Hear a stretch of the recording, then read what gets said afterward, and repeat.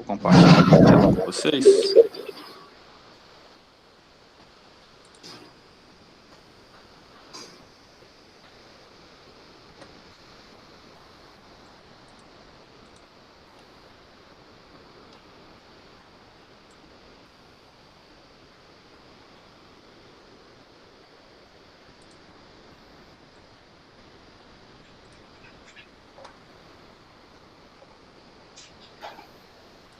Se vocês puderem só me avisar quando aparecerem os slides.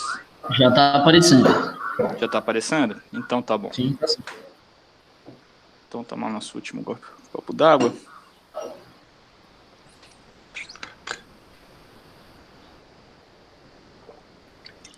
Então, bom dia. Para vocês. Meu nome é Francisco, eu sou professor aqui da Universidade Federal do Sul da Bahia, a UFSB, no campus Sosigenes Costa, né? A gente fica aqui em Porto Seguro, na região que é chamada de Costa do Descobrimento. E eu vou falar, essa palestra que eu vou fazer para vocês agora, eu vou falar sobre alienígenas americanos, histórias em quadrinhos de super-heróis, ciência e identidade. Então, algumas palavras que são muito importantes para a gente quando fala desse tema. A primeira delas é cultura, então é importante a gente definir o que é o nosso entendimento sobre cultura. Então, nós estamos entendendo cultura como uma construção social. O que é cultura? Cultura, se você perguntar para o Eric Hobsbawm, ele vai dizer que cultura é a dificuldade que você tem de contextualizar a vida de um sujeito no tempo e no espaço. Se for para o Raymond Williams, ele vai falar que cultura é tudo aquilo que dá sentido à vida de um sujeito, à vida de um determinado povo, né, historicamente datado e localizado. Então, a gente pode compreender cultura como um fluxo de informações que está presente em todos os elementos de uma sociedade, independente da classe, independente da raça, independente do gênero. E esse fluxo de informações, ele revela o papel dessa sociedade na construção do indivíduo. Algo como de fora para dentro, né, do social para o individual. Outra expressão que a gente tem que trabalhar muito aqui é a questão das histórias em quadrinhos. Então, o que são histórias em quadrinhos? O desenho, ele é uma forma de linguagem muito antiga, né? Nossos ancestrais já deixavam as mensagens gravadas nas cavernas. Tem até aqueles memes, aquelas piadas que o pessoal fala, será que eles escreviam, preciso comprar um javali, né, no mercado? Ou será que eles estavam realmente deixando gravado fatos e informações do que eram importantes para a sobrevivência do grupo, tentando deixar marcado para a posteridade, né? O que era esse registro de informações? Durante a Idade Média, bom, nós temos hieroglifos, nós temos narrativas em quadrinhos na Idade Média, na tapeçaria de Bayeux, que é uma tapeçaria de 30 metros que tem na França, que conta a história de um cara, de um cavaleiro, desde que ele sai de casa até ir às cruzadas e depois voltar. E nós temos também a questão do desenho como comunicação religiosa, né? Todo mundo, acredito, já entrou numa igreja, já viu a Via Sacra nas paredes. E o que é a Via Sacra, senão uma história em quadrinhos, mostrada daquela maneira. Então, uma história em quadrinhos é uma ideia muito básica para se contar histórias. Você posiciona uma imagem ao lado da outra, separadas por um espaço em branco, que a gente chama de sarjeta, e o processo de leitura ilustra a passagem do tempo. Então, o que determina a passagem do tempo numa história em quadrinhos é o olhar do leitor. Isso faz com que o quadrinho ele seja uma leitura ativa, é diferente de uma leitura passiva. Quando você vai ao cinema, você senta passivamente e o tempo passa, você recebe as imagens. Quando você lê uma história em quadrinhos, você pode estar no quadrinho do meio e voltar para o quadrinho inicial, caso você tenha perdido algum detalhe, se for uma história de detetive, por exemplo. Você pode ler de trás para frente. Para cada cultura, o quadrinho vai funcionar sempre acompanhando o sentido do olhar.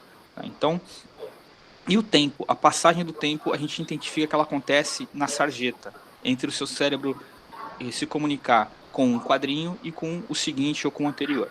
E o quadrinho, ele é, como a gente entende, como a gente chama de histórias em quadrinhos, dizem que ele surge em 1895, nos Estados Unidos, no jornal New York World, com a publicação da primeira tirinha chamada Down Hogan's Alley, onde tinha um personagem chamado o Menino Amarelo, The Yellow Kid.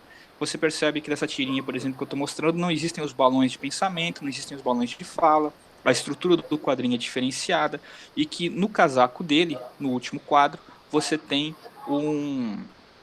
uma mensagem que representa a fala do personagem, né? Esse quadrinho ele também foi uma experiência de prensa, onde se começou a testar a tinta amarela e uma tinta mais amarronzada, né?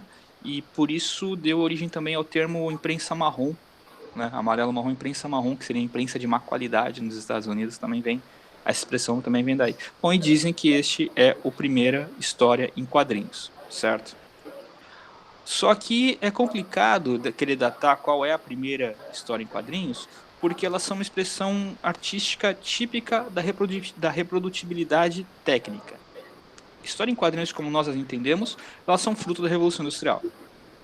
Então, foi em 1895 o Yellow Kid, mas em 1869 o Angelo Agostini já publicava no Brasil, no jornal na Folha Fluminense, As Aventuras de Inhoquim, que narra as experiências de um caipira perdido na cidade grande. Poderia ser ele a primeira história em quadrinhos, mas em 1833, o Rodolphe Töpffer, ele publicou História do Sr. Jabot, que é considerado a inauguração das histórias em quadrinhos da Era Moderna, mesmo que muitos historiadores digam que o primeiro quadrinho foi Yellow Kid. Então seria o Rodolphe Töpffer. Só que o Katsushika Hokusai, em 1800, reuniu 15 volumes de cenas populares do dia a dia, folclóricas do Japão, no que eles chamam de mangá, que eram feitos de nanquim sobre papel de arroz. Então, qual é a primeira história em quadrinhos? A minha resposta é: faz diferença? Faz diferença? Porque nessa citação do Walter Benjamin, o que a gente tira é que na Inglaterra dos anos 30 surge um mercado de ficção para a classe operária. Então, quando surge o quadrinho? O quadrinho surge quando o quadrinho, os que nós entendemos aqui, ele surge quando se torna possível publicá-lo. Tá? Então, para não entrar em atritos históricos. E na Inglaterra dos anos 1830 você tem um mercado de ficção para a classe operária que nasce. Esse mercado ele surge da melhoria das técnicas de impressão, com a criação da prensa móvel, que aplica pressão na superfície com tinta, né? E ela trabalha de uma maneira diferente e permite que você imprima várias cópias do mesmo material. Nessa época você tem um boom industrial, tá? Que está intimamente ligado ao aprimoramento das técnicas de impressão.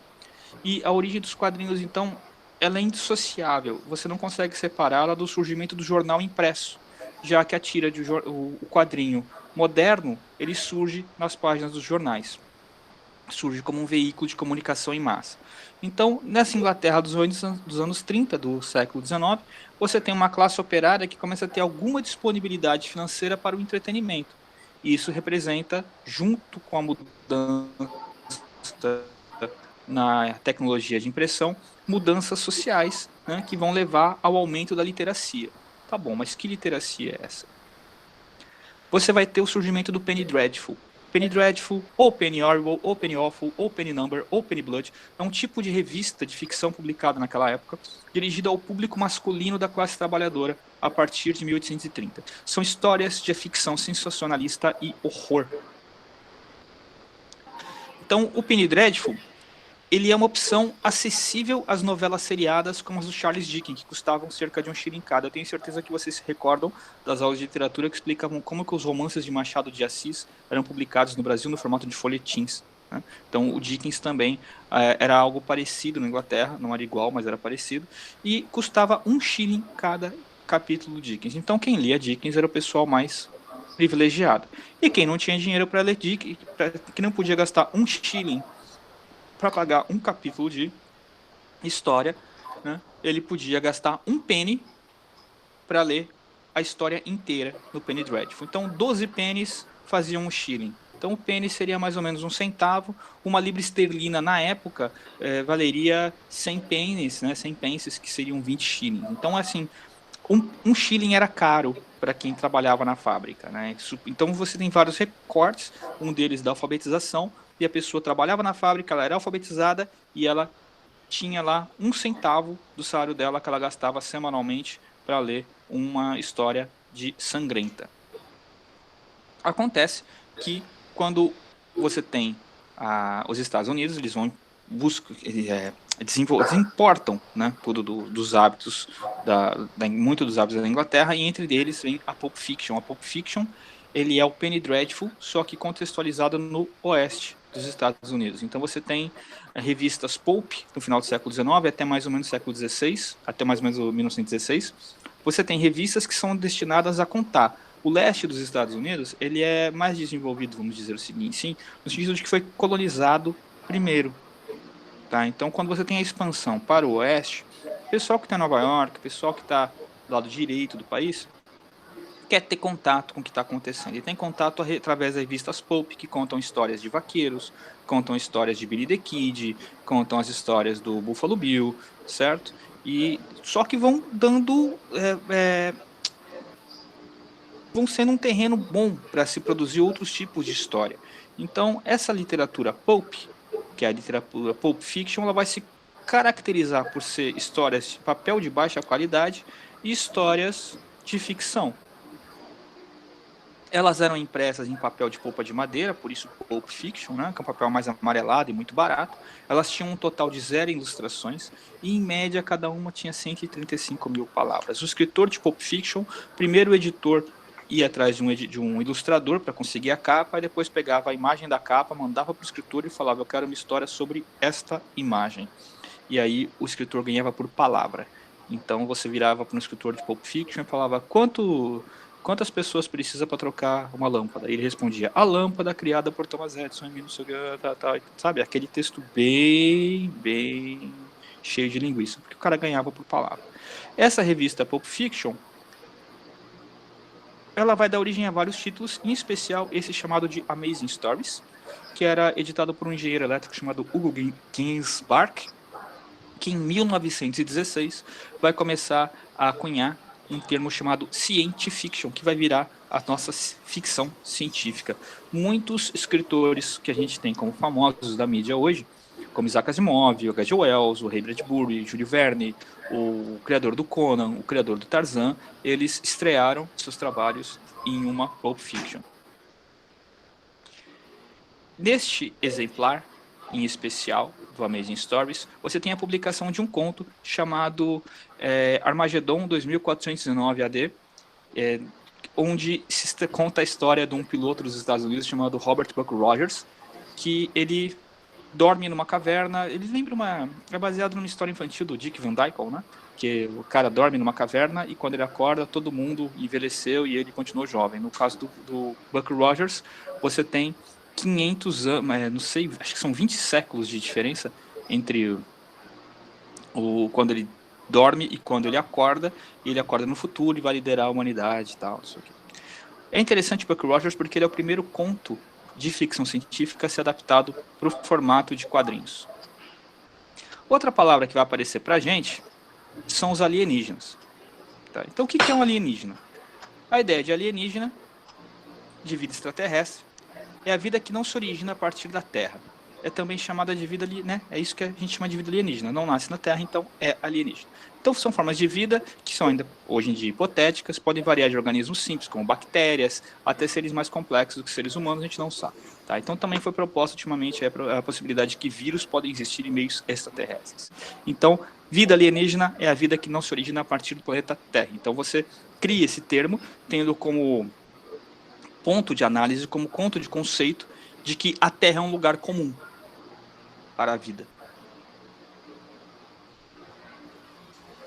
Então, beleza. Temos aí o conceito de histórias em quadrinhos, o conceito da Pulp Fiction, que pode parecer meio perdido porque eu não terminei, e o conceito de alienígenas. Vamos então ver onde tudo isso se costura. Bom, isso se costura em 1929, quando dois adolescentes, chamados Jerry Siegel e Joseph Shuster, iniciam uma jornada de 7 anos para aperfeiçoar um personagem que eles criam para ilustrar para um conto que eles publicam no fanzine do seu colégio. O fanzine chamava Science Fiction. Perceba que já mudou o nome, não é mais Science Fiction, o termo vai evoluindo do Amazing Stories no seu colégio. E a história se chamava O Reinado do Super-Homem, né? The Reign of Superman. Então, pontos como superpoderes, identidade secreta estavam presentes nessa... Hoje em dia é clichê, né? Triângulo amoroso, super-herói, identidade secreta e mocinha. A questão do superpoder e a questão da identidade secreta são clichês nas histórias de super-heróis, mas superpoderes e identidade secreta já estavam presentes nessa primeira versão do Super-Homem de 1929. Esse conto ele era ilustrado por Shuster, então o Shuster ilustrava, o Siegel escrevia. Ele conta a história de um vilão de traços intrincados, vocês vão entender o que eu quero dizer com traços intrincados, um viajante do tempo com poderes mentais, sobre-humanos. Ele era chamado Superman e as aventuras aconteciam numa cidade futurística desenhada a partir do design industrial. Bom, vamos ver o que está escrito aqui. O que é intrincado? Você percebe que o Superman ele parece muito com aquilo que se tornou visualmente o Lex Luthor, né? Essa é a imagem do fanzine do campo, do corpo, com o Super-Homem. E eu queria que vocês olhassem também o desenho da cidade atrás. Você tem os prédios, né? Tem as pontes e tal, e as pessoas, um mundo de pessoas, um rio de pessoas do lado direito, inferior direito, caminhando aí pela rua. Bom, uma cidade futurista de design industrial que eles criam, não criam, né? Ela é baseada, na verdade, ela é tão baseada que ela puxa até o mesmo nome. Na obra Fritz Lang, que é um conto que é publicado no Brasil pela editora Aleph, o livro, e essa cidade futurística de design industrial, ela tem um nome, que é Metrópolis, que também é o nome do conto, que também é o nome do filme, né? O livro com a autora do Tia von Harbour se chama Metrópolis também.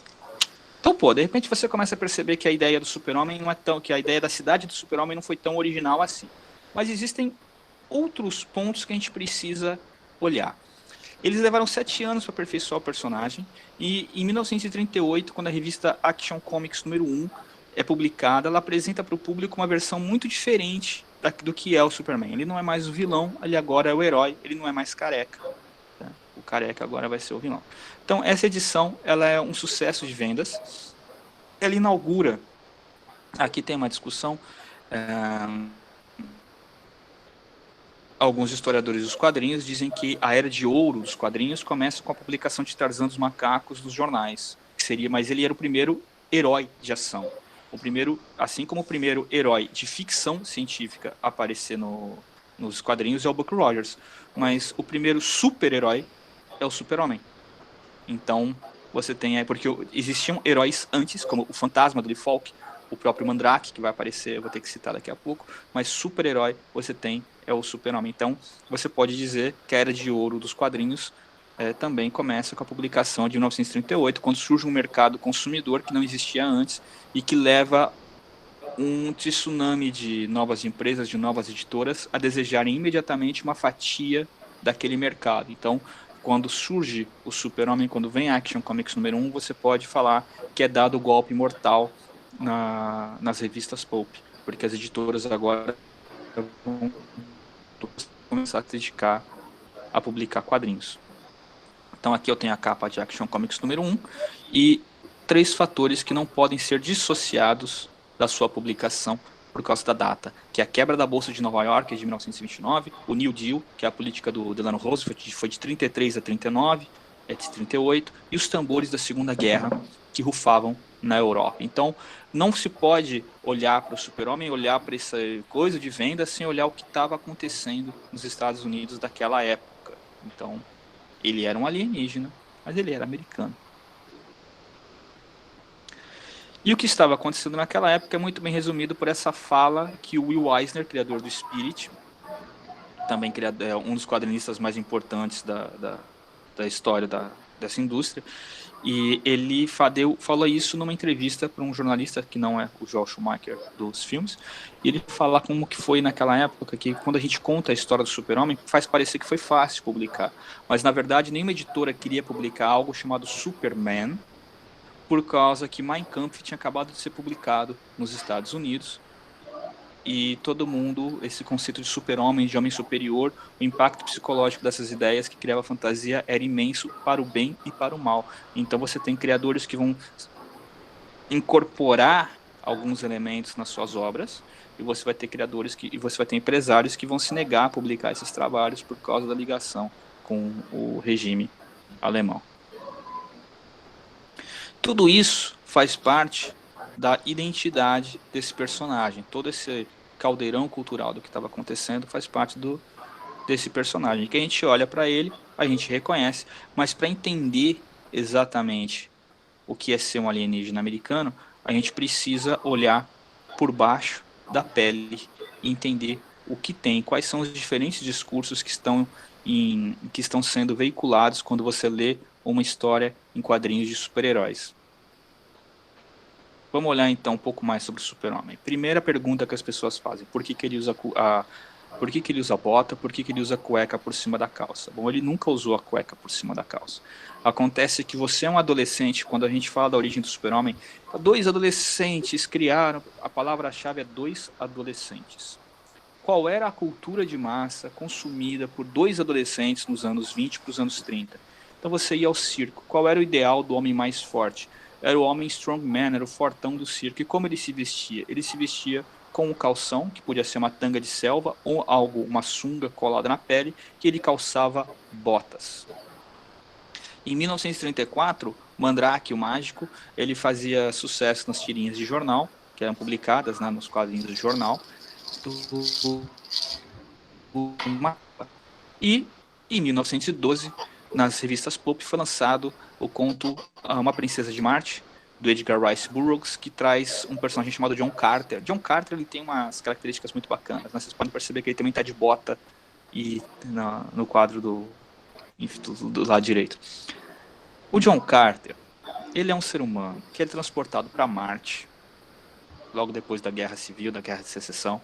E em Marte, por causa da diferença da gravidade, da diferença das dimensões do planeta em relação à Terra, ele descobre que a musculatura lá dele é mais potente que a dos habitantes do planeta. Ele chama o planeta de Barzum, né? Não chama de Marte, chama de Barzum. E então ele consegue pular 3 vezes mais alto, ele consegue se mover 3 vezes mais rápido, ele é 3 vezes mais forte do que todos os habitantes do planeta. Tudo isso, ele consegue dar grandes saltos, né? Ele consegue tudo isso por causa da diferença da gravidade. Pois bem, quando o Action Comics número 1 é publicado, ela também traz logo na contracapa esse quadro falando de uma explicação científica da incrível força do personagem Clark Kent. Não é uma explicação científica, é uma explicação pseudocientífica, mas estava escrito dessa maneira, então eu procurei fazer a tradução literal. Tá, então é isso aí. Eles falam em uma analogia que a mais fraca formiga consegue suportar pesos centenas de vezes o dela. Os grilos pulam o que seria para o homem o espaço de várias quadras. Então, como ele veio de um planeta cuja estrutura física dos habitantes estiveram milhões de anos à frente da nossa, após alcançar a maturidade, as pessoas da raça são presenteadas com essa força titânica. Na verdade, o que eles fizeram foi uma regra de 3 e falaram, puxa vida, se a pessoa sai da Terra, vai para Marte, por causa do tamanho de Marte, que é menor que o da Terra, né, o volume e tal, a densidade, eles conseguem, o John Carter tinha essas características, se um alienígena viesse para o planeta Terra, de um planeta 3, 4 vezes maior, mais denso, com a gravidade 3, 4 vezes menor, ele talvez pudesse ter os mesmos poderes aqui. Então o que eles fizeram foi inverter. Com isso, você tem aqui em 4 quadros o resumo da história do Super-Homem, e no lado direito eu coloquei algumas coisinhas, alguns pontos que ficam evidenciados para quem lê. Então o primeiro, ele é o último imigrante, né? Ele é o último sobrevivente de um planeta condenado. Então isso nos leva a pensar no ciclo de vida dos planetas e das estrelas, porque o Sol do planeta dele explode. Cientistas em desespero, um casal que coloca o filho no foguete e manda para a Terra. O que você tem aqui? A matriz heterossexual da família, o papel social da ciência e o próprio conceito de família. Se você assistir o filme do Super-Homem, de 1978, né, o Superman com Christopher Reeve e tal, você vai perceber que a mãe do Superman não tem fala, só quem fala é o pai. Então, a última esperança, que é o último filho, ele sendo enviado para a Terra. Então, o que você tem ali, conforme destrói o planeta, você pode pensar também na maneira como esses planetas são formados, a questão da criação planetesimal. Quando a nave leva o bebê para a Terra, a voz do pai vai explicando para ele a relatividade do Einstein, vai falando do Einstein, então, fala sobre relatividade restrita, ele cita o Albert Einstein, inclusive, e também a questão dos wormholes, que são os buracos de minhoca. E ao chegar na Terra, o que você tem como último quadro é a questão do casal bondoso, reiterando a questão da matriz heterossexual, o conceito de família, e aí você pode explorar a gravidade, radiação, na questão dos poderes dele. Tudo isso faz com que o Super-Homem seja considerado o maior super-herói de todos os tempos. Então isso, agora estamos de volta olhando por fora da pele do personagem. o Super-Homem, ele não demora muito para participar, ter o seu programa de rádio, para ter a sua participação no cinema, para ter a sua participação na televisão. E isso vai acabar abrindo caminho para que todos os super-heróis que são publicados em histórias em quadrinhos também percorram essas muitas plataformas de mídia. Então o Henry Jenkins ele vai caracterizar uma cultura transmídia como sendo uma história que se desenrola através de muitas plataformas de mídia. Então, com cada texto contribuindo de uma maneira distinta e valiosa para o todo. O que isso quer dizer? Bom, eu tenho aqui 3 representações do Batman. Qual deles é o Batman? Quando você vê qualquer uma dessas 3 imagens em separado, você identifica o personagem como sendo Batman. Só que a primeira é uma animação, a do meio está no videogame e a última está nos filmes. E por que isso é importante para nós? Quando eu falo de cultura dos super-heróis, um termo que eu trouxe do meu doutorado, na minha tese, eu estou me referindo que hoje você não se pode mais falar em história em quadrinhos de super-heróis. Quer dizer, pode, mas é errado. Por quê? Porque pessoas que nunca leram uma história em quadrinhos podem se familiarizar, se identificar totalmente com o discurso, reconhecer os personagens, certo? Sem nunca ter chegado perto de um gibi, por causa da cultura transmídia. Essas histórias vão sendo, assim que surge uma nova mídia de comunicação em massa, essas histórias vão sendo adaptadas e retransmitidas e republicadas.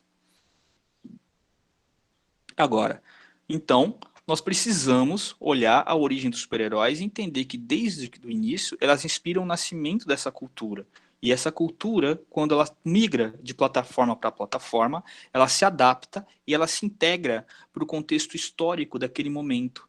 Tá? Então ela vai expressar anseios, ela vai expressar valores, ela vai esperar preconceitos, sonhos e frustrações dos criadores, porque todo artista também é produto de uma época, de um lugar. E quando ele produz a história, quando ele produz a imagem, ele está fazendo uma representação daquilo que ele enxerga como realidade.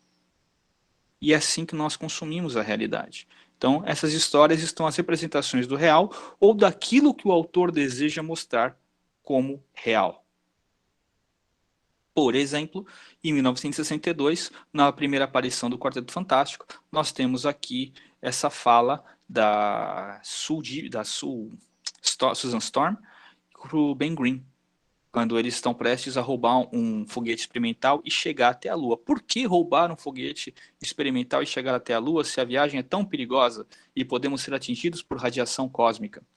E a mulher responde isso para o piloto. Precisamos aproveitar essa chance. Ou você quer que os comunistas vençam? Eu nunca imaginei que você fosse um covarde. E esse personagem de costas vai se tornar o Coisa, é o que é o Ben Green. Né? Ele que é a voz do povo no meio do gibi. Ele também é um alter ego de um dos criadores, que é o Jack Kirby. Né? A história da vida do Kirby é muito interessante.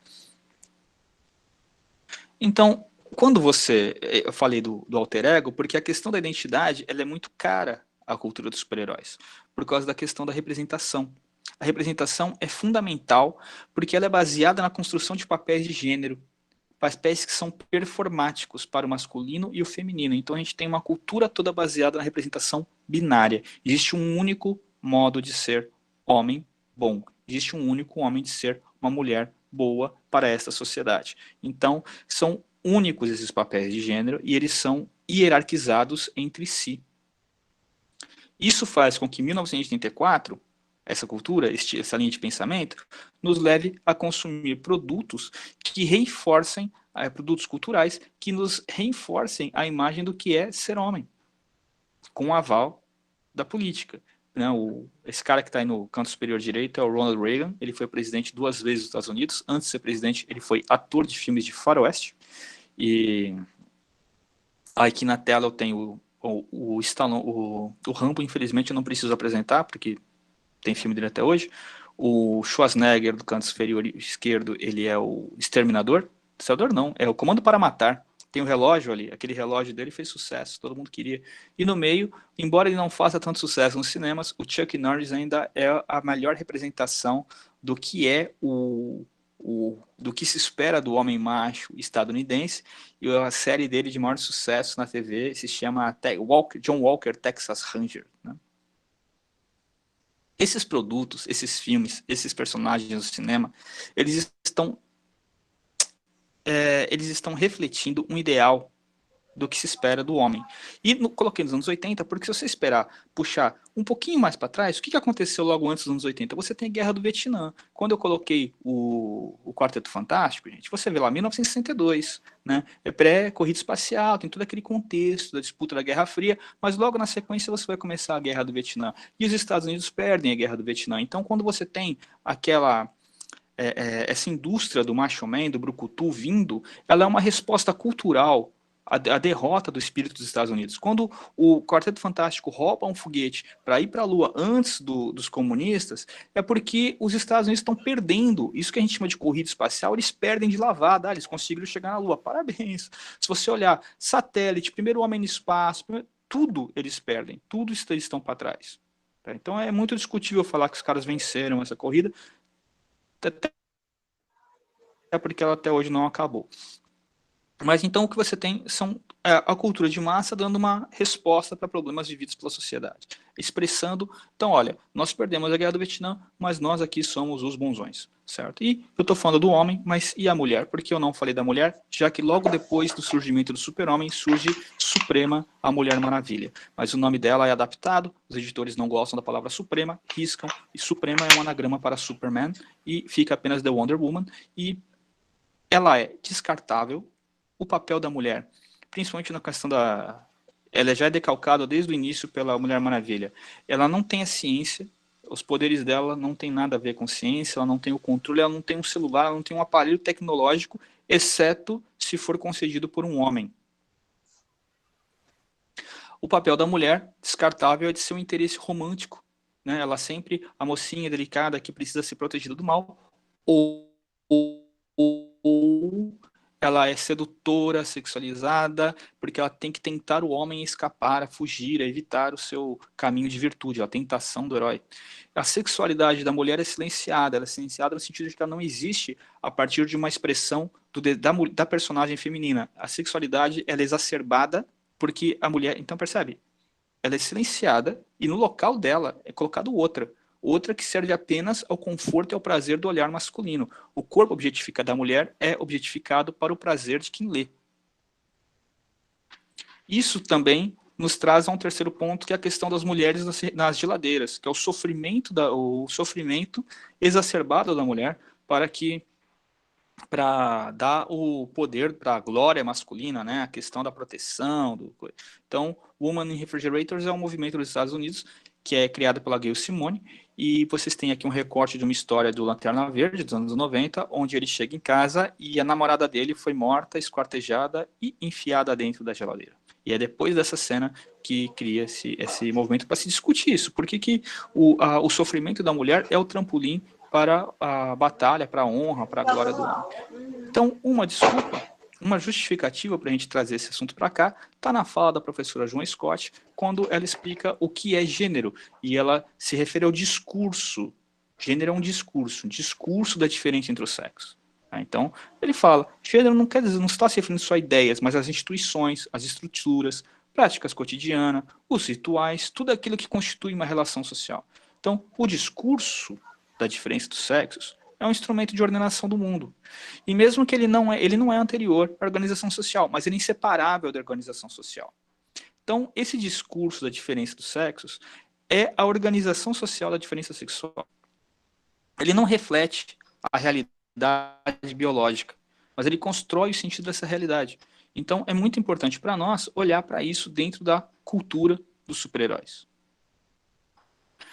A Mulher Maravilha, então, a gente tem todo um discurso a respeito de que o criador dela era um homem feminista, de que ele era um professor de psicologia, que ele participou da construção do detetor de mentiras junto com a FBI, ele vivia num trisal sadomasoquista, com a esposa dele e uma ex-aluna de pós-graduação, ex-orientanda de pós-graduação dele, que após a morte dele, ambas continuaram casadas, né, até o falecimento de uma delas, agora, da última agora, no começo do século XXI, e que elas eram ativistas feministas, então que ele utilizava a Mulher Maravilha para expressar as ideias daquilo que ele aprendia com elas, né? Então que uma delas tem o discurso da Mulher Maravilha e a outra tem a aparência da Mulher Maravilha. Tem até um filme, né, Professor Marston e as Mulheres Maravilha, que ele é baseado nas memórias de uma delas, embora a neta dela diga que não.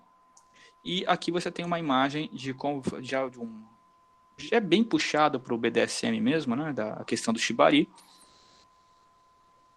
Então, para quem acha que existe uma igualdade entre homens e mulheres e que a Mulher Maravilha realmente representa uma oportunidade, uma porta dentro dessa cultura para representação feminina, vai em frente, porque não é tão simples assim. O corpo da mulher é muito interessante, porque a mulher, além de ir para dentro do refrigerador, ela também não tem coluna, né? Você sempre vê seios e quadris na mesma posição. Sempre não, mas é muito comum. Então, a postura dela, a maneira como elas são retratadas, são posturas anatomicamente impossíveis. As roupas, os uniformes, enquanto que o super-homem, por exemplo, ele veste apenas uma cueca vermelha, botas e capa em cima de uma pele azul, assim como o Batman veste a sunga preta, a bota e a capa em cima de uma pele cinza. Como você percebe que a pele você vê toda a musculatura dos super-heróis por baixo do uniforme, porque está apenas sendo colorida a pele. A mulher sempre recebe uma indumentária sexy. Então, não existe equivalência entre a representação do masculino e do feminino na cultura dos super-heróis. Aqui eu tenho o Homem-Aranha na mesma pose retratada a Mulher-Aranha, né? Então, os super-heróis, eles representam um padrão de comportamento único do que é ser bom e do que é ser mal, em defesa de um sistema social que é apresentado como sendo o ideal. Você tem muita tecnologia nas aventuras dos super-heróis, mas você continua tendo a concentração de renda, você ainda continua tendo a pobreza, você continua tendo as doenças, o sistema médico de saúde dos Estados Unidos continua sendo pago, você tem o desemprego, o ser humano não foi liberto das desigualdades, o ser humano não foi liberto da escravidão, então você continua tendo a figura do bilionário, que ele é benevolente, e você mostra que o cidadão está acima do Estado. A própria existência do super-herói mostra que o Estado não pode proteger o cidadão, o Estado não pode proteger o status quo, o Estado é ineficaz, e nesse caso, quem vai defender? Quem vai proteger aquilo que é tão precioso que merece ser protegido? Porque pessoas podem querer romper as regras do jogo econômico, elas podem querer simplesmente roubar um banco. Então tem que ter um herói para proteger a sociedade de alguém que está roubando um banco, que está infringindo o jogo, né, o fluxo do dinheiro. Você tem um bilionário que ele é filântropo. O herói que é bilionário, ele é sempre filântropo. Ele está sempre ajudando a sociedade, bolsas de estudo, ele financia clínicas populares, clínicas médicas populares, mas a sociedade continua exatamente igual. E quando eles vão para o futuro, as ameaças que os super-heróis enfrentam são sempre ameaças a um padrão, não à humanidade em si, não ao ser humano, não à vida. São sempre ameaças à propriedade, a um sistema político-econômico. Então, o que é uma distopia para eles? A distopia é quando o sistema é enfrentado, quando o sistema é agredido. Então, essas histórias, elas mostram aos consumidores como lidar com aspectos em conflito da sua personalidade. A palavra-chave é adolescentes. A partir de um modelo de vida que deve ser seguido, que deve ser replicado na visão daquela sociedade. Então, isso seria bom. O problema é que é mentira, porque nós vivemos em uma sociedade que é heterogênea e hierarquizada verticalmente, onde aqueles que possuem o status mais baixo irão se encontrar sempre em uma situação de vulnerabilidade. E quais são as categorias que atribuem esses status para as pessoas? Critérios classificatórios de raça, religião, gênero e classe econômica social. Tá? Então, aí a pergunta que eu deixo para vocês assim agora: nós devemos ler essas histórias? Nós devemos assistir essas histórias? Nós devemos escutar essas histórias? Essa é a dúvida, porque se os quadrinhos eles são tão ruins, a minha resposta é sim. Nós devemos ler essas histórias e entender o que está por trás delas. Nós devemos ler, nós devemos refletir a respeito dos discursos que elas apresentam. Nós devemos interpretar as suas mudanças e devemos identificar as suas permanências e nos questionar por que algo muda, por que algo continua nessa representação. Aí a gente pode entender o que essas histórias dizem a nosso respeito, a respeito da nossa identidade, a respeito da identidade da nossa sociedade. Porque a história dos quadrinhos de super-heróis, a história da cultura dos super-heróis é a minha história, a sua história, é a história da cultura da nossa sociedade. E aí a gente pode tentar entender o que é ser um alienígena americano. Então isso era o que eu tinha para falar para vocês. É o questionamento que eu quero trazer. E é isso aí. Eu queria saber de vocês o que é ser um alienígena americano. Vamos lá, vou ser o portês e vou perguntar se minha colega de monitoria e avaliação, ela quer iniciar os argumentos, se ela quer iniciar a discussão ou se eu posso iniciar mesmo. Você me ouve? Sim. Eu acho que você pode começar, mas após eu vou fazer algumas perguntas. Tá fora de tudo que eu já vi, já li. Uma pesquisa interessantíssima, né?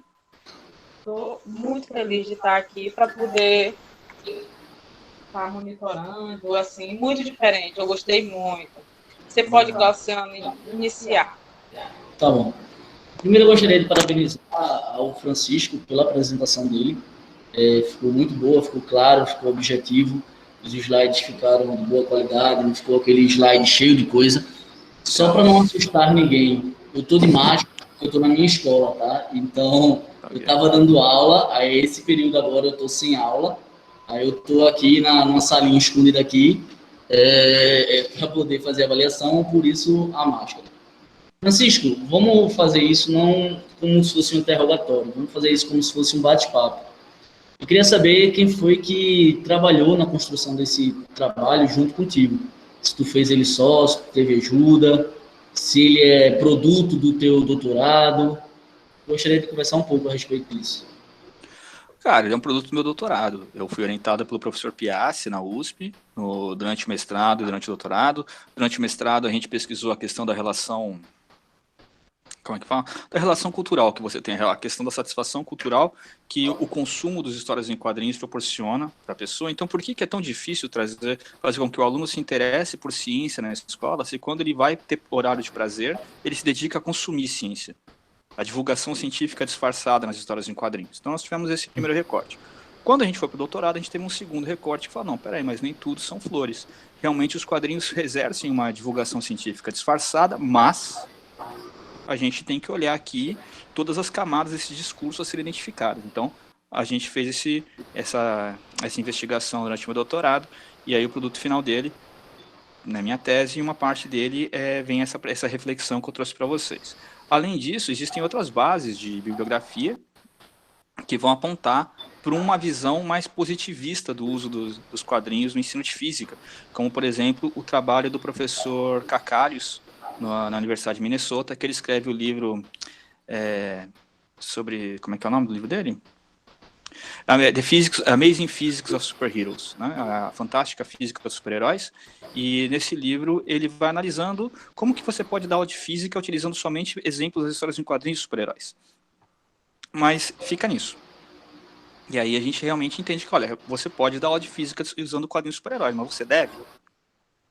Se você deve, como deve ser esse conceito? Você precisa apresentar o super-herói para o seu aluno na aula de física? Não, você não precisa, porque ele já conhece. Se ele já conhece, o que você precisa fazer? Você precisa realmente pegar e tirar as camadas do discurso, porque não é papel nosso como professor bater o martelo, né? Dar um status de reconhecimento para uma cultura pop que tem um discurso enviesado a respeito da realidade. Então, quando o Paulo Freire fala sobre que a leitura da palavra a leitura do mundo vem antes que a leitura da palavra, a gente precisa entender que quando o aluno abre um quadrinho, quando ele vai pro cinema, ver um super-herói, quando ele liga uma plataforma de streaming, quando ele vai jogar um videogame, o que é aquilo que ele tá vendo? É o mundo. Então Eu a gente queria precisa saber, aprender a então, criticar aquilo que a gente tá vendo. então, e aí eu queria ver um pouco de como seria essa tua relação com a figura do anti-herói. Como é que tu enxerga hoje, com relação aos quadrinhos, com tudo que tu apresentou, a figura do anti-herói, do Deadpool, do Coringa agora, que ganhou tanta sessão com o último filme. Que são de sujeitos que mostram, tipo, tudo que o herói faz, ele faz basicamente o contrário, mas ainda assim ele é idolatrado, ele é tido como exemplo. Então, eu queria ouvir de tu um pouco qual é a tua perspectiva em relação a isso. Cara, a perspectiva do anti-herói é uma perspectiva preocupante, porque se você... A gente torce pelo tubarão quando a gente assiste o filme. A gente torce pelo tubarão. Quando você assiste Star Wars, você torce pelo... Você se identifica em algum ponto com Darth Vader, você gosta do Darth Vader. Quando você... Até o Jason, você... Na minha geração, a gente gostava de... Tinha um pessoalzinho que gostava e tal. Agora, o máximo que a minha geração chegou foi até o Justiceiro, né? Anti-herói é o Justiceiro. Desculpa, o Coringa é vilão. Não, o Deadpool é algo assim meio que assombroso. Por que tem tantos fãs? Por que essa molecada se identifica com um cara que mata, que é um genocida? Por que os adolescentes estão se identificando com genocidas? Por que os adolescentes estão se identificando com pessoas que não têm o menor respeito pela vida humana? A minha relação com isso é perguntar isso. O que está acontecendo? O que está acontecendo com os modelos de comportamento que essa geração se identifica? Se você pegar um psicólogo, ele pode falar também que, como eu perguntei uma vez para um colega meu, e ele falou para mim, e isso não é acadêmico o que eu vou dizer agora, porque foi uma conversa apenas, ele disse que às vezes as pessoas se identificam com a violência para extravasar a agressividade que elas têm dentro delas. Eu sou curioso para saber, para ver um estudo mais aprofundado a respeito disso, para ver se realmente refletiria ou não. Então isso é uma curiosidade que eu tenho. Agora, a minha relação com o anti-herói. Cara, por que essa geração está idolatrando um genocida? A minha relação é essa. Quando você vê o filme do Coringa, por exemplo, você tem dois lados. Você tem o lado, toda uma crítica à sociedade que você pode pegar daquele filme, quanto você pode pegar da questão da pessoa que tem a condição mental e tal, como você pode também pegar e ver a necessidade de romper com as estruturas da sociedade, de romper com o status quo. E será que essa identificação com o criminoso, identificação com o genocida, vem de uma vontade do adolescente de romper com o status quo? Eu não tenho resposta para isso. Eu acho que a Maciela queria fazer uma pergunta, não era? Não, na verdade, eu estou aqui, para quem está na sala, né, ouvindo a sua palestra, quem quiser fazer pergunta, eu repassaria para você. Por enquanto, ninguém quis fazer. Mas, assim, eu gostaria de saber qual foi o ponto mais difícil da sua pesquisa, né? Considerando que você traz isso do mestrado e do doutorado, não é? Eu acredito que tenha tido alguns problemas na logística aí. E aí, se você puder falar um pouco. A primeira dificuldade que você tem bom, você está falando de um produto de consumo, de uma cultura que me é muito próxima. Eu aprendi a ler lendo histórias em quadrinhos de super-heróis, com revistinhas do Homem-Aranha na minha casa quando eu tinha 6, 7 anos. Então, você criticar algo que você gosta é muito difícil, mas a crítica racionalizada ela tem que ser em cima daquilo que você gosta, porque é muito fácil você criticar aquilo que você não gosta. Então você trazer para um objeto de pesquisa algo que te desperta prazer, que você tem uma sensação de afetiva, é algo que já é um pouco difícil, que implica numa desconstrução na maneira como você próprio vê o mundo. Então o pesquisador ele precisa estar disposto a... Existem dois olhares, você pode ter o olhar de fã ou pode ter o olhar de pesquisador. Para desenvolver o olhar de pesquisador sobre algo que te é caro, você tem que estar disposto a se desconstruir de uma visão de mundo que te foi construída, que você construiu no decorrer da sua vida. Então, muito da visão política, muito da sua visão política, da sua visão econômica, da sua visão sobre o que é educar, muito disso vai ser desconstruído ao você pegar algo que faz parte da sua identidade e analisar, e despir para analisar. Então, isso foi uma dificuldade.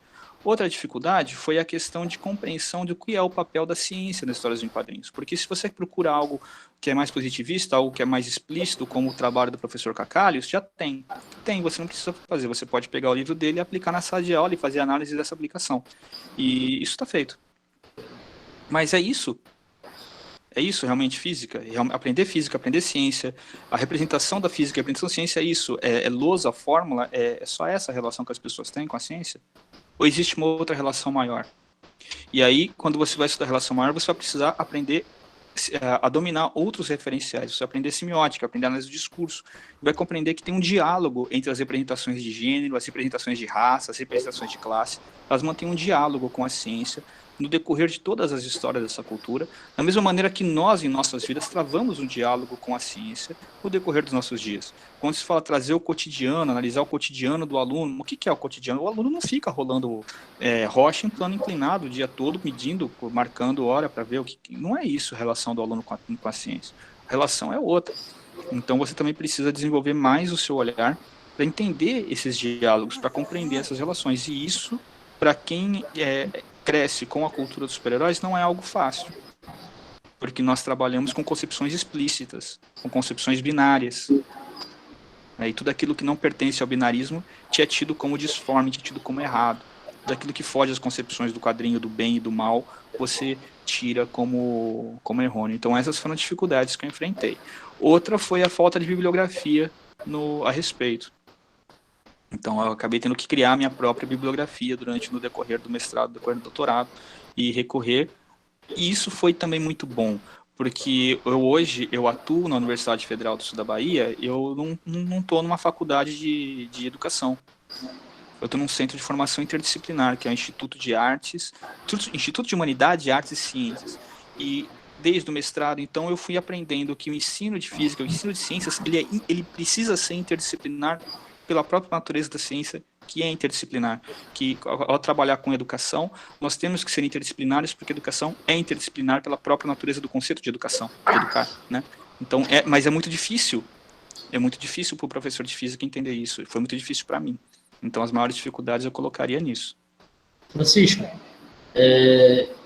sobre a tua pesquisa agora, eu só queria entender qual foi o critério de inclusão, assim, o porquê tu escolheu falar sobre quadrinhos americanos e tudo mais, e não, de repente, focar para os quadrinhos brasileiros.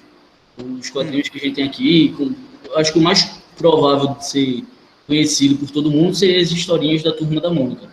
Que talvez a gente consiga identificar também essas figuras de papel de gênero, de vilão, de mocinho, do herói, do bandido, até mesmo na Turma da Mônica.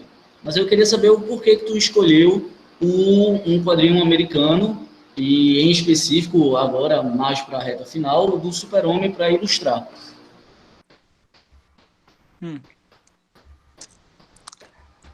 Você sabe como surgiram os quadrinhos no Brasil ou não?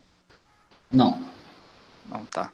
Então, antes de surgirem os comic books, quando os quadrinhos eles eram publicados nas páginas do jornal do domingo, durante o governo Vargas, o Arnaldo Azen, ele vai para os Estados Unidos, jornalista, ele vê os quadrinhos e descobre que no dia que tem quadrinho, o jornal vende mais. E aí ele volta para o Brasil e ele faz uma proposta para o Roberto Marinho de colocar suplemento de quadrinho, né? Fazer só umas folhinhas de jornal com quadrinho traduzido dos Estados Unidos e colocar no meio do jornal O Globo e vender. E o Roberto Marinho fala para ele que isso é ridículo, que não ia vender no Brasil. E aí o Eisen, ele cria o seu próprio suplemento, junto com um delegado não era DOPS, era outro nome naquela época, mas junto com um delegado de polícia, e aí eles começam a inserir nos jornais da concorrência do Globo, e esses jornais começam a vender mais, tal, e no final das contas os caras acabam pegando o suplemento juvenil, dobrando, grampeando, colocando uma capa, vira gibi também. O meu ponto é que as indústrias de comunicação elas nascem da publicação de histórias em quadrinhos. A Globo se torna um império de mídia a partir da publicação de histórias em quadrinhos. A Editora Abril, ela se torna um império de mídia a partir da publicação dos quadrinhos da Disney. E quando Maurício de Souza começa a produzir o seu universo de quadrinhos, ele faz um recorte estatístico das tirinhas que são lidas nos jornais e ver quantas tirinhas tem de Homens das Cavernas, quantas tem de ficção científica, quantas tem de bichinhos que falam. E ele fez aquilo ali e ele produz exatamente um personagem para cada um daqueles públicos, seguindo o mesmo discurso. Então, uma das respostas é essa, porque tudo aquilo que você encontra nos Estados não estou tirando a originalidade das ideias, eu adoro Piteco, por exemplo, mas e o astronauta, tem uma estátua dele desse tamanho na minha casa em São Paulo, mas não estou tirando a originalidade das ideias do Maurício de Souza. O que eu estou tentando mostrar é que a maneira como ele expressa o seu discurso não é dele, é estadunidense. Então isso é um ponto. O outro ponto é que, embora as historinhas da Turma da Mônica façam parte do nosso processo de alfabetização no Brasil, quando você pertence a uma classe média, eu estou numa cidade, por exemplo, que não tem banca de jornal. E acho que isso ilustra bem o que eu quero dizer. Não tem banca de jornal nessa cidade. Não tem livrarias e não tem bancas de jornal. Então, os meus alunos, as crianças daqui, elas vão interagir com esses personagens através de outras mídias. Né? Então, essa cultura de super-heróis ela é muito mais abrangente do que a cultura da Turma da Mônica. Eles vão ter muito mais familiaridade com personagens dos Estados Unidos do que com personagens brasileiros. Ainda que os personagens brasileiros reflitam o mesmo discurso dos Estados Unidos. Então, esse é o grande motivo. O outro, talvez não tão grande, mas que acaba sendo um detalhe disso, é que a sua cultura é uma cultura estadunidense. E ela é uma cultura estadunidense por causa da cultura dos super-heróis. Tá? Então, quando você pega... hoje, o que a gente chama hoje que é dessa cultura pop, que ela é quase que onipresente, né, das cantoras, dos cantores, do grupo, do rock e tal, não sei o quê, da onde vem, o que cria essas indústrias. Quando você parte para baixo, você vai encontrar a cultura dos super-heróis e você vai pegar... tem um livro de um jornalista brasileiro chamado Gonçalo Júnior, chamado A Guerra dos Gibis, que ele fala, é um tolete desse tamanho aqui, assim, são 500 e poucas páginas, e que eu tenho uma história muito engraçada a respeito desse livro, e ele explica esse processo histórico da construção das histórias em quadrinhos de super-heróis, da distribuição, dos syndicates, dos personagens que a gente olha e fala, esse personagem é mais velho, é da época do meu pai, por que era publicado naquela época, por que deixou de ser publicado? Mas é principalmente por isso. Tá? Então, quando a gente fala de quadrinhos nacionais, qual é o discurso? O que é quadrinho nacional descolado do quadrinho estadunidense? O Maurício, eu acabei de falar, ele fez realmente, ele é artificial. Né? É como a mesma coisa que você querer falar que os Sex Pistols são uma banda de punk. Não é. Né? Então, o Maurício, ele fez o desenho dele lá, um grafinho, como se fosse um gráfico de pizza, identificou o que ele tinha que fazer em cada personagem e deu certo. Deu muito certo. Ele tentou até fazer quadrinhos de horror uma época, porque vendia. Aí o editor do quadrinho da revista de horror lá, acho que foi a Cripta, não lembro agora, que ele tenta publicar, vira pra ele e fala, mas você não é o cara que faz o Bidu? Vamos fazer um gibi do Bidu. O gibi do Bidu vende, isso aqui não vende, então não é algo tão autoral quanto a gente imagina, não. Nós temos aqui duas perguntas, retornando para a questão onde você Marcela, vai ser... Oi. Desculpe interromper. É que tu estás com 2 microfones ligados. Acho que tu estás com o microfone do celular e do computador. Aí acaba um interferindo o outro, a gente não consegue ouvir com clareza. Fica meio ruim. Me ouvem? Agora sim. Pode falar. Certo. O primeiro questionamento é do Anderson.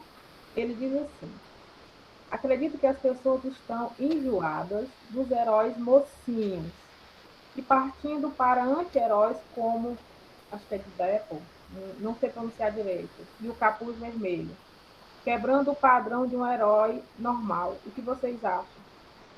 Essa aqui vai te remeter para aquela questão de você pergunta por que as pessoas, os jovens estão adorando, né, os sanguinários, vamos dizer assim.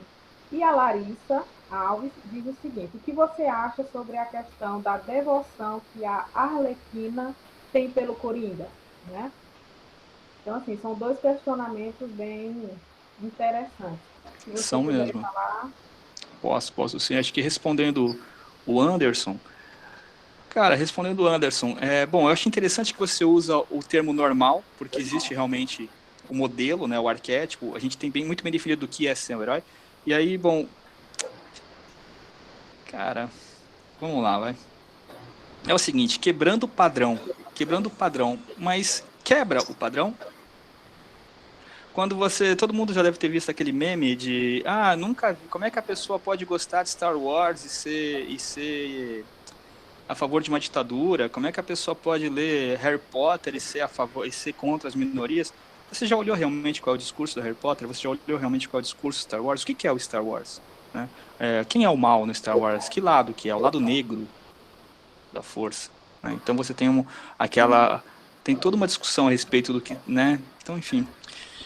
O que são os rebeldes do Star Wars? Mas os rebeldes contra a ditadura, contra o império. Legal. Então vamos olhar quem são os rebeldes. A trilogia antiga lá, quem são os rebeldes? Quantas mulheres tem nos rebeldes? Qual é o papel da mulher no rebelde? Quem são os heróis do Star Wars de verdade?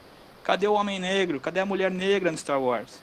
Qual é o papel? Como ele é? Como é o personagem? Qual é a mensagem que ele te passa?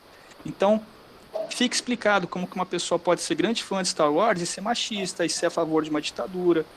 Fica muito claro. Né? Então a gente tem que olhar, quando eu tiro a pele do super-homem naquele meu slide, assim, a gente tem que olhar por baixo.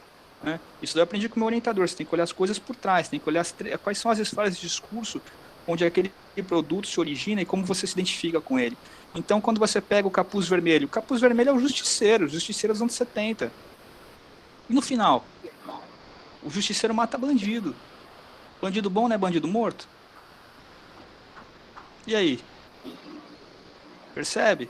Então, realmente, esses heróis, eles não são recentes, eles tiveram também, existia um herói chamado Vigilante, que é o Adrian Chase, que é um promotor de justiça do universo DC, que era amigo do Robin, ele fica louco e sai matando o mafioso.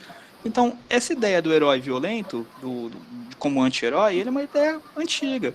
Tá? Nem todo mundo se identifica com o Super-Homem, com o Capitão América, que é desse modelo escoteiro. Outros vão se identificar com uma coisa mais violência, com uma coisa mais agressiva. E qual o problema com isso? Nenhum, desde que eles façam a mesma coisa. Eles fazem a mesma coisa. Para a indústria isso é indiferente, porque eles defendem o mesmo discurso ideológico, a mesma coisa. Eles defendem a mesma coisa. Então, não passa da segunda camada a análise de um anti-herói. Ele não está rompendo com nada. Ele não está rompendo com nada. Então é muito... Esse negócio de romper com o normal é bacana essa expressão, mas ele não está rompendo com nada. A questão da devoção que a Arlequina tem pelo Coringa. Puxa vida, vamos pensar nela um pouco então, né? A Arlequina é um personagem fantástico, que ela é criado no desenho animado do Batman, né? E ela tinha uma função naquele desenho animado. E que quando ela é transportada para os quadrinhos, essa função ela é meio que torcida, né? Ela é bem sexualizada para o desenho. Não sei se vocês já assistiram. É um desenho bem para adulto mesmo, né? O Batman Animated Series. Mas quando ela vai para o quadrinho, as coisas são um pouco exacerbadas. Essa devoção pelo Coringa, desde o desenho, deixa claro que é uma doença mental. Tá? Então, essa questão que ela tem com o pudinzinho e tal, deixa claro que ela é uma doente mental. Isso está claro no desenho. Mas quando ela passa para o quadrinho e ela é objetificada e ela começa a receber destaque, por causa do corpo, por causa da sensualidade e por causa do humor, que o professor João Eduardo colocou no chat, eu acho que tem muito a ver mesmo do rompimento pelo humor do Deadpool, que você vai encontrar isso na Arlequina também, é descontextualizado, e você rompe a questão de que para você ter uma relação doentia daquela, é uma questão de sanidade mental. Isso agora é só uma característica da personagem, e você vê muitas meninas mimetizando isso, achando engraçado, achando bonito, se identificando com aquilo. Professor Francisco, o senhor atua hoje na educação básica ou apenas no ensino superior? Só no ensino superior. Certo. Como é que a gente transpõe, então, como é que você enxerga a extrapolação desse seu trabalho, dessa sua pesquisa, para a educação básica? Como é que a gente pode fazer isso?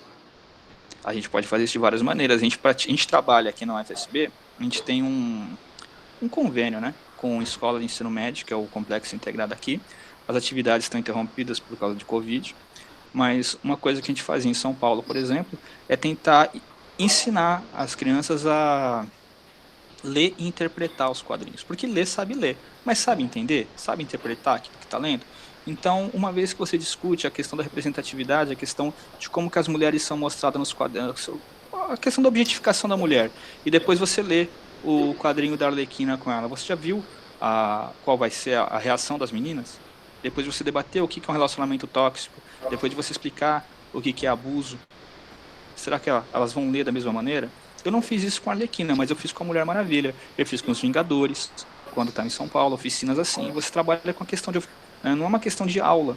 O próprio conceito de aula é muito errado, né? Já para pensar o quanto é idiota a ideia da aula, né? Porque o ideal seria a ideia da gente trabalhar com a ideia de tutoria, né? Porque a gente fica discutindo círculos de cultura, a gente discute Paulo Freire, aí o fulano vai lá estudar Vygotsky, o fulano vai lá estudar Sniderski. E isso traz para nós que o ensino deve ser acompanhado, deve ser discutido, deve ser dialógico, e isso tira a aula. Mesmo que você tenha um professor para 25 alunos, num círculo discutindo físico, o que é que seja, é tutoria, não é aula, né? A aula é um conceito intrinsecamente preso à ideia de educação bancária. Então, isso à parte, quando nós vamos trabalhar quadrinhos, a gente trabalha no contexto de oficinas. Então, vamos recriar os personagens, vamos criar personagens novos, como que eles deveriam ser. Porque se nós vamos trabalhar de maneira interdisciplinar, em que ponto o diálogo entre gênero e ciência não pode conversar com a produção textual, com a produção imagética, com a produção musical, com a produção fílmica? Conversa. Então, ao final da oficina, o aluno tem que produzir algo, uma nova versão daquele personagem, por exemplo, um novo final para aquela história, entender o que tem de trás para aquela história, e o fluxo da oficina depende da literacia dos alunos, dos próprios alunos. Se você está conversando com alunos que fazem parte de um clube de leitura na escola, por exemplo, que tal ler Ayn Rand? Que tal discutir as ideias da Ayn Rand e ler Batman, o Cavaleiro das Trevas? Será que a visão deles sobre o Batman vai ficar a mesma depois que eles entenderem qual é a linha filosófica da Ayn Rand, que é a linha filosófica do Homem-Aranha dos anos 60, que está aí até hoje? Então, esse tipo de discussão. Então, a gente vai trazer isso para os pequenos, vai trazer isso para os jovens e para os pequenos, porque eu atuei sempre no ano como professor de ciências e no ensino médio como professor de física. Você traz isso nisso. A gente teve uma experiência no Instituto Federal de São Paulo, que os alunos tiveram como trabalho de física, depois de aprender a gente discutir essas camadas de discurso, de aprenderem a compreender, a interpretar histórias em quadrinhos, que a gente pegou, separou os alunos do colégio, do instituto em grupos, cada grupo recebeu um gibi para ler, identificar e depois produzir um vídeo a respeito de como seria uma compreensão deles do diálogo da física com os personagens dentro daquele gibi. Foi bem bacana. Tá? Então, é nesse contexto que você faz, não num contexto de aula. Palestrinha para um esquema de escola, para um processo de ensino-aprendizagem, a gente chegar lá e ficar dando palestra, não vai dar. Não vai dar porque você está lutando, por mais que você fale mal, por mais que você critique, por mais que você mostre a foto, você está lutando contra aquilo que dá prazer para o aluno. E não é isso que eu estou propondo. Eu estou propondo que você simplesmente rompa a fronteira entre aquilo que você traz para a sala de aula e aquilo que o aluno traz para a sala de aula. Você vai chegar para uma criança que quando era pequenininha, tem foto dela no colo do vô dela, que já morreu, e o vô dela vestiu ela de Homem-Aranha para tirar a foto. Você está falando para ela e falando que o Homem-Aranha não é lá muito bom. Então, as pessoas têm um senso de afeto com esses personagens, com esse universo, com essa história. É um sentimento que a gente tem que respeitar. Então, não é trazer, vamos aqui agora nessa aula discutir os erros de física de Star Wars. Porra, pra quê, cara? Pra que isso? O cara, a única coisa que dá alegria na vida do moleque é assistir Star Wars. Aí você vai lá falar do erro de Star Wars? Não é assim. Agora, vamos então assistir o filme, vamos discutir os pontos, vamos interpretar e fazer com que a criança, como o jovem, construa aquele conhecimento, construa aquela crítica, construa uma nova visão do mundo. E não que você substitua a dele pela sua. É nesse ritmo assim que a gente faz esse tipo de intervenção. Literalmente, através de intervenções. Obviamente que nenhuma pesquisa ela está 100% finalizada. Você pretende continuar com a sua pesquisa? Quais são os próximos passos? Como que você pretende fazer isso? Você já explicou que faz parte, né, que já foi aplicado em áreas da educação básica, mas você tem alguma coisa que direcione bem para isso, bem para a questão da base, ensino fundamental, ensino médio, educação civil? Como é? Bom, agora a gente está direcionando os olhares para uma outra questão, que é a questão das... Então, eu falei bastante da relação, mostrei um pouco da relação de gênero, mas você percebe que só tinha uma imagem de um homem negro em todos os slides. que era o Cyborg, que é um homem desprovido de sua humanidade. E eu não sei se vocês conhecem esse personagem, que ele é apresentado como inclusão. Olha só, representatividade, tal, não sei o que lá, o Cyborg. E é um personagem que a origem dele é bastante tóxica para um jovem negro. Então, os próximos olhares agora, elas estão sendo voltados para as relações étnico-raciais e o diálogo entre as relações étnico-raciais, a ciência e a questão de gênero dentro dos quadrinhos. Então, eu tô pesquisando essa área agora. Esse é um trabalho em construção, é um trabalho bastante pesado, porque a construção dos estereótipos de raça, eles conseguem ser mais cruéis do que a construção do estereótipo de gênero. É bastante assustador isso. Um questionamento que eu posso deixar no ar. Vocês já perceberam quantos super-heróis negros têm poderes ligados à eletricidade? Então você vai começar a puxar na cabeça assim, quantos você conhece, quantos deles mexem com a eletricidade. Tem um motivo para isso. Tudo tem um motivo para isso. Então a gente está indo por esse caminho agora. E prevê-se intervenções em escolas e participar, desde a escola fundamental 2, né, da prefeitura, ensino médio, desenvolver atividades com o olhar das relações étnico-raciais, relações de gênero e diálogo com a ciência na leitura dessa cultura, né, através dos filmes, dos videogames, não só através do quadrinho. Então isso é o que a gente está caminhando agora. Mas esse ano só análise bibliográfica mesmo, porque pesquisa de campo não dá para fazer. Só com sobrinho, mas aí não dá para publicar. Francisco, eu agradeço bastante pela apresentação. Eu acho que deu para clarear bastante e abrir novos horizontes para todos aqui presentes. Eu não tenho mais perguntas para fazer ou questionamentos para levantar sobre a apresentação. Eu já me dou por satisfeito pelo que foi apresentado. Mas eu passo para a Maciela para ver se ela tem alguma consideração ainda a fazer. Eu estou olhando aqui no chat. Eu acho que não tem mais perguntas aqui. E eu vou passar para a Maciela. E caso ela também não tenha mais nada, eu passo a falar para tu encerrar, dar as tuas considerações finais. Tá bom? Todos os questionamentos ele já me respondeu, né, as perguntas.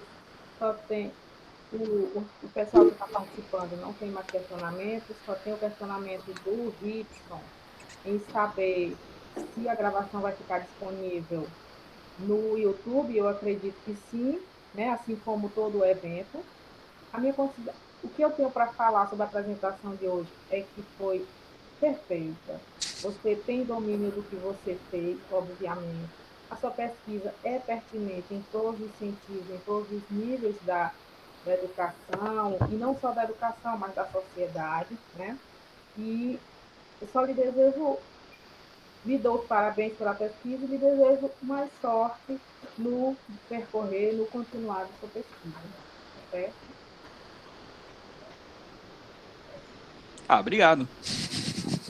Eu também desejo ter sorte nesse daqui, porque acho que não sei como nós vamos ficar com até ensino presencial, online, é complexo. Eu acho que todas as atividades de pesquisa e intervenção, que trabalham com pesquisação, estão meio que paralisadas. Eu dei sorte também de acabar podendo realizar minhas atividades numa universidade que tem uma equipe muito coesa, né?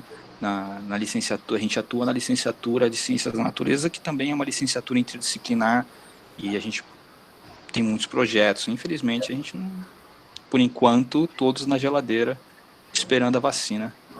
Acho que todo mundo. Eu acho que a cultura dos super-heróis eu comecei a chamar de cultura dos super-heróis durante a minha tese, porque eu percebi que realmente a questão transmídia é muito forte, não dá para falar de cultura de histórias em quadrinhos, é cultura de super-heróis. Hoje você tem as maiores bilheterias do cinema associadas a essa cultura. Você tem músicas, você tem tudo. Desde a borracha, que o aluno vai para a escola, até o cinema que ele assiste, o jogo que ele participa à noite. E eu fico muito curioso em entender, por exemplo, é um questionamento, mas eu ainda não encontrei nenhum dado de pesquisa que mostre a evolução das opções políticas de uma geração que nasceu em 2000. A geração 2000, quais são as opções de orientações políticas dessa geração, né? Porque se você for analisando assim de 2001 para frente com o Homem-Aranha e tal, quando surge o Homem de Ferro, você vai ter, um pouco antes do Homem de Ferro, né? Quando com os filmes do Tobey Maguire do Homem-Aranha, você tem aí essa explosão dessa cultura, e eu gostaria de saber, seria interessante ver uma pesquisa como essa, que cruzasse a orientação política dos jovens com os seus hábitos de consumo em relação a essa cultura. E eu não vou ficar espantado se a gente encontrar uma relação muito forte entre a inclinação à direita e o consumo da cultura dos super-heróis, pela própria filosofia da Ayn Rand, que, como eu mencionei, faz parte do esqueleto principal dessa cultura. Eu citei muito o Super-Homem porque ele é o primeiro super-herói e por ser o primeiro super-herói ele define o caminho a ser seguido por todos os outros. Entretanto, quando ele surge, ele possui um viés marxista muito grande, defendendo o povo de criminosos corruptos, né? Mas esse viés se perde logo quando ele acaba protegendo o povo de um governo em que o povo não confia e defendendo sempre um mercado econômico.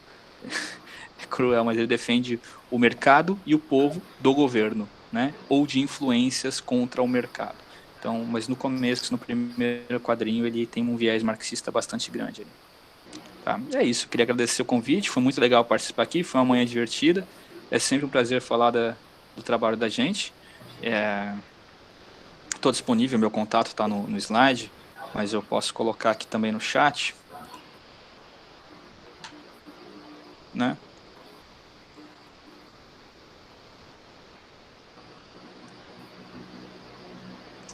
E alguém que precisar entrar em contato comigo, quiser conversar mais, estou à disposição. Então, muito obrigado, Francisco, foi um prazer e acredito que a gente já dá por encerrada esse momento de agora, tá bom? Muito Tá obrigado legal. e até a próxima. Bom evento para vocês, foi muito bacana. Tchau, tchau. Tá, tá.